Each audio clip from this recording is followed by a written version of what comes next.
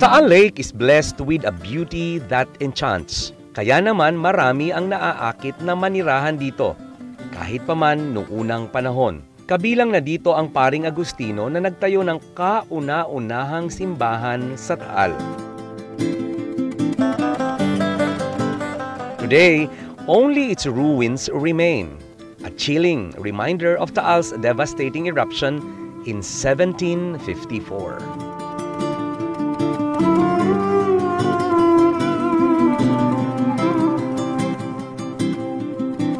Ito ang ruins ng lumang Taal na pinatayo ni Father Diego Espinar noong 1575 na dahil nga nagamit siguro ito almost 200 years.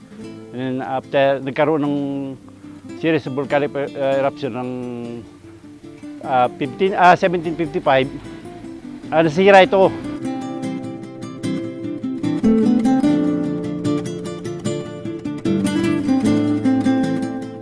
Dati po ang patron dito ay si San Martin ng Tours. Tapos nung mag-iba po ang simbahan ito, ay nagawa po ng panibagong parokya na hinango po sa bayan ng San Nicolas ang pangalan ng patron na si San Nicolas de Tolentino.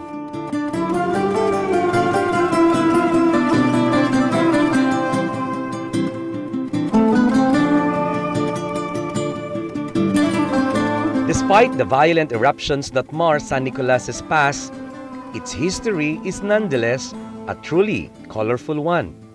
One that showcases the hope and resiliency of a people. The very traits that are helping the people of San Nicolas usher in a brighter future.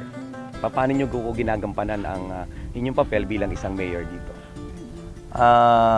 Itong mga projects dito sa San Nicolas ay napakarami dahil marami nagbigay sa atin. Ang number 1 namin projects dito ay nakapagpagawa na kami ng National High School. Mayroong BSR building and Recto building. So almost 14 rooms na noong April 10 ay nagkaroon ng first graduation yung National High School na yan through the effort of tinulungan ako ng Gobernador, Vilma Santos Recto. At sa katunayan, ang maganda namin project talaga dito at ito yung number 1 at ito sa buong Batangas kami lang ang nakakapagbigay. Kahit kami ay 5th class municipality dahil meron na rin kami nakolekta from 1.6 million na local income, kami po umabutan ng 10 million.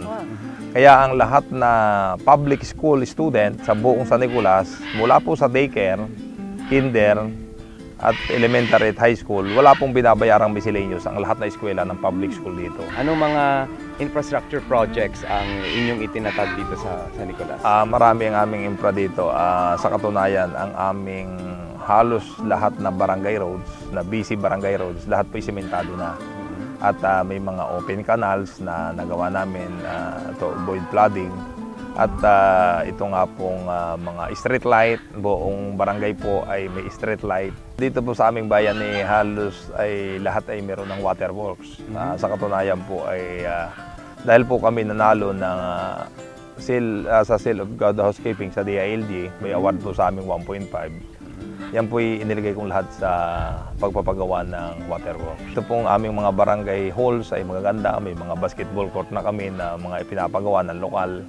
At ito pong aming bayan, bagaman po ito ay 5th class, ay para po makita ninyo ay pumasyal kayo sa aming lugar. Housing, Mayor? Mayroon din kami pong housing project na yun po naman ay sarili kong lupa na yan po ay aking isinubdivide ng 60 square meter. Wala pong requirements, basta yung gusto lang na yung mga walang lote ay aking pong pinahuhulugan lang sa kanila ng 500 pesos per month. Mayor, for you to do all these projects and to build all this infrastructure, syempre kailangan ng pondo. And considering na napakaliit na municipality nito, 5th class, I'm sure nung pumasok kayo may problema sa pondo. Paano nyo ginawa na realidad lahat ng planong ito? Nung pumasok ako ng 2007 bilang mayor, nung nakita ko po yung financial statement ng bayan na ang income ay, ang IRA po ay 19 million plus at 1.6 million yung local income. To make it short, only 21 million ang aming appropriation for the whole year. Which was not enough. Hindi po mabibigyan ng mga suporta ang anumang proyekto kung gayon lang ang naging pera. Kaya nagkaroon po ako ng political will to collect taxes. Kaya at present po yung aming 21 million ay napaabot ko na po ngayon yung aming local income ng more or less 10 million. Kaya po kami nakapagbigay ng free education sa lahat na level ng public school.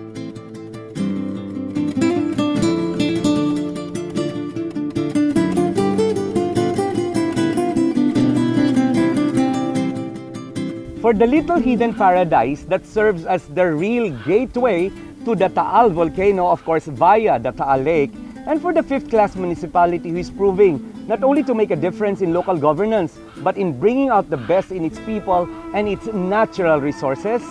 At para sa isang mayor na nagdala ng pagbabago at patuloy na pagunlad dito sa San Nicolas, We give thumbs up.